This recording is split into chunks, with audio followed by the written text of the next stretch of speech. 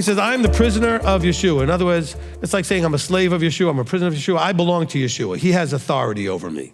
But I'm a voluntary bondservant. I'm voluntarily in there as that prisoner. He says, on behalf of Messiah, okay, to you, the Gentiles. He says, I'm the prisoner of Messiah on behalf of you Gentiles. In other words, my job is to do this thing that I do with Messiah for you.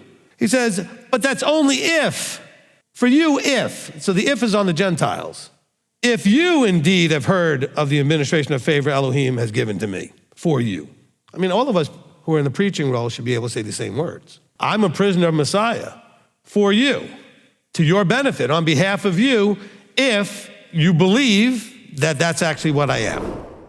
Now again, these downloads from above with Shaul are not, you ready for this? They're not brand new, unheard of things. It's him explaining things that were already heard of in a more completely different, well, I shouldn't say completely, in a more holistic way, like the completing what the intention was of the things that they may have already heard. By heard, meaning it was in the Tanakh, it was in the Old Testament. So he takes the things that they should know, connects them to Mashiach, who is new to them, and then helps paint a much more clear picture of what that means to them in the context of this time.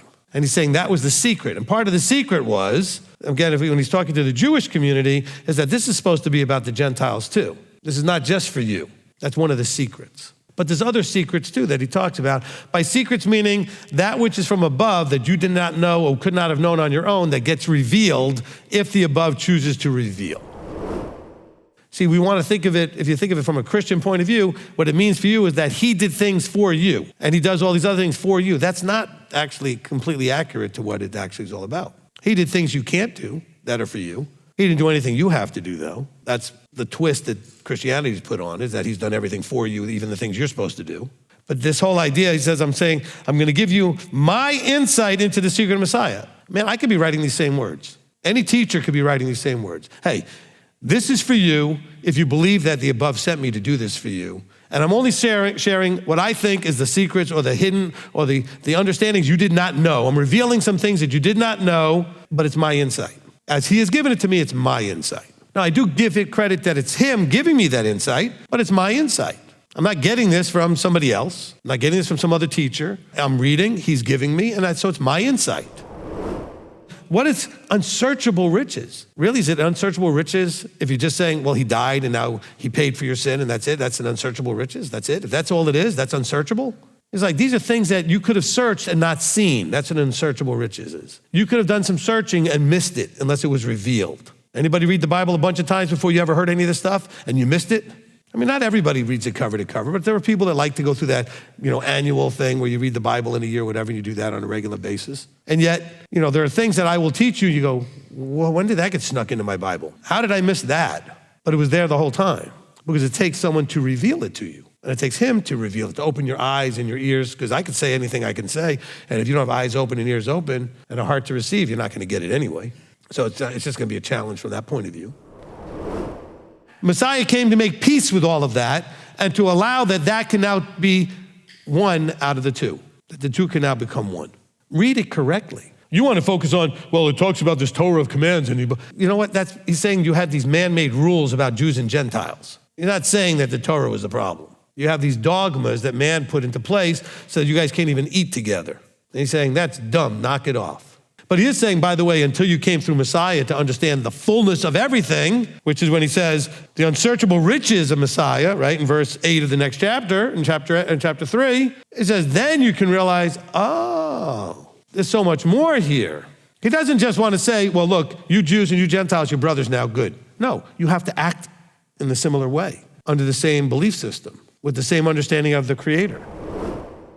You didn't have citizenship, but you also didn't have covenants of promise. What are covenants of promise? Oh, you want to think about what God said. How about what he asked you to do? He said he would do, but there was a big word, if, in front of all that. If you would diligently obey my voice, then I would do all my covenanted promises. So all you get preached at every Sunday is all the promises, without the if. Because after all, Messiah did all that for you. No, he didn't. He made it so that you could do it. He made it so that in your doing it, it makes a difference, that it matters. Without Messiah doing what he did, nothing you do would matter. It wouldn't get you anywhere. It wouldn't avail anything. Well, I shouldn't say that. Treating people nicer, if you did treat people nicer and keep some of the commandments or whatever, would make life a little bit better just in the sort of a secular way, because they work. But ultimately, in the long run, it wouldn't make any difference. There would be no future. What he did provided you with a future, potentially, a future opportunity. You know, of old it says not to murder, and whoever murders shall be liable to the judgment. But I say, whoever is wroth. Now I'm going to take it to a higher understanding, a deeper level. I want you to understand deeper what the intention of this whole murder thing is. I don't even want you to want to kill anybody. I don't want you to even be that angry with anybody. That's an elevated, transformative level that you are not at yet. Wow. Did he change the law? No. He said, I'm going to give you a secret. It was there in the commandments, right? This is the 6th commandment. Do not murder. So he's not taking away one of the commandments. He's saying, let me give you an example of what I mean by exceeding in righteousness. We're going to elevate. This is part of the good news, right? The unsearchable richness and riches of Messiah. Well, Messiah is going to give you a deeper fullness of understanding of what the intention was of the commandments. You got an issue with your brother? Go fix it. Go fix it. Hey, I'm going to say something because I know you're all watching, all you guys who've left here and keep writing horrible posts and things about me. Call me. I'll have lunch with you. I'll sit with you. If you need an apology, I'll apologize to you. Let's fix things. Why should you be out there vomiting all this nasty stuff when, if you still use Scripture, Scripture tells you, Messiah tells you, hey, you have no gift to believe at the altar, to place at the altar if you haven't gone to fix something with your brother. Make the effort. I'm open and desiring to heal things in every one of you, all of you. Look, and let me ask you another question. This is for all of you. Were you ever a different person than you are now? I mean, like worse than you are now? Do you want people to still believe you're the old person? No. So for all of you that have issues with me or have had issues with me, I'm a different person today. You're like, oh, it's easy for you. No, everybody should be a different person the next day and the next day and the next day. So the person you're mad at doesn't exist anymore. Look, in counseling, we use this as part of our counseling and saying, when you get upset and still haven't let go of some of the stuff you did when you were younger, you have to finally get to the place you realize that person doesn't exist anymore, except that you let it exist. You're not that person anymore. Oh, but Rabbi, you don't know the things I did. Key word, did. Are you doing them now? No, because you're a different person. If you went in the water, the idea was to come out in newness of life. The idea was you're coming out a new person. So you're different. At least you should be. Even if you're battling with your brother or your sister. Hopefully both of you are different. And if you're actually different, then why are you not extending the olive branch first? Why are you not the one first seeking peace if you're the one who's different? And then see if they're different. And if it was you and you did some things, say, well, look, I really apologize. I'm not that person anymore. But I apologize for what it was that I did or whatever your perception of that was, but I'm not that person anymore. I mean, I challenge you to find a perfect messenger in the scriptures. Give me one messenger that was perfect. All right? Any of the guys who are delivering a message, show me how perfect they were. Okay, and plus, you have very little information about a lot of them, how they lived their lives and what they did. So just so we're very clear, the Creator understands that there's nobody perfect, so guess what he uses for messengers? Imperfect people. So if you're expecting me to be perfect, you're already, you're not approaching this right.